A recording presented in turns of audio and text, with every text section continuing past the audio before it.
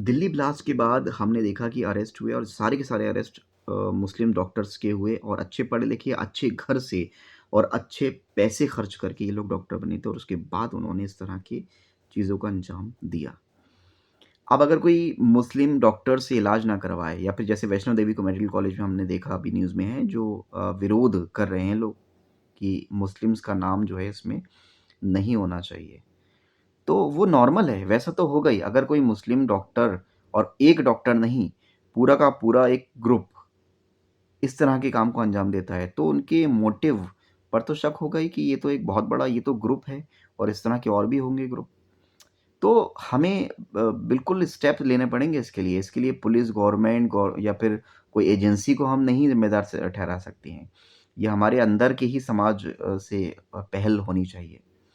मैं एक शिया मुसलमान हूँ और मैंने अपनी 35 साल की ज़िंदगी में आज तक अपने धर्म में से किसी भी को ऐसा कहते हुए नहीं सुना कि आप किसी को हर्ट करो या किसी को नुकसान पहुँचाओ।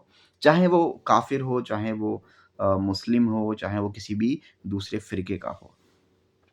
मेरे ख़्याल से हर फ़िरके के जो लोग हैं ख़ासकर जो आलिम हैं, मौलाना हैं, उनको बाहर आना चाहिए और ख़ासकर उनको अपने जो उनकी आइडियोलॉजी है, जो उनका एक सोच है, उसको बयाँ करना करना चाहिए कि वो क्या सिखाते हैं अपने तकरीरों में अपने लोगों को।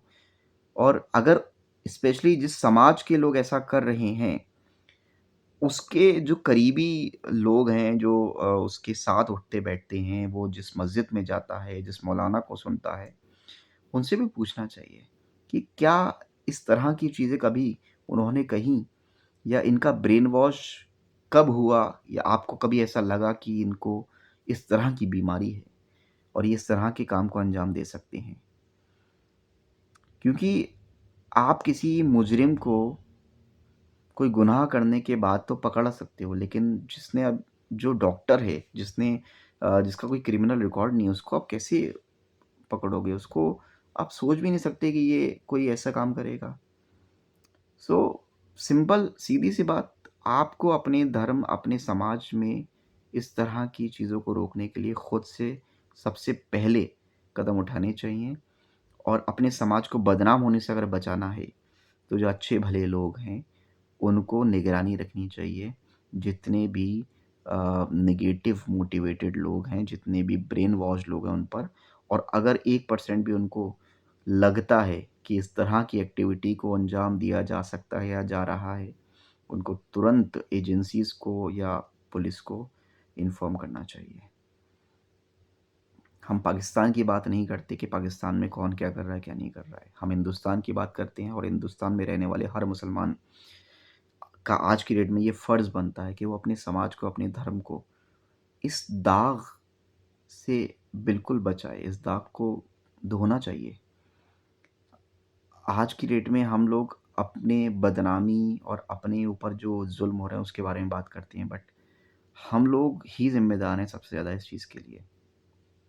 हमें बहुत सारी कंट्रीज़ जो हैं वो उस तरह से नहीं ट्रीट करती हैं जिस तरह से शायद दूसरे धर्मों के लोगों को करती हैं। क्यों? क्योंकि हम लोग बदनाम बहुत हैं।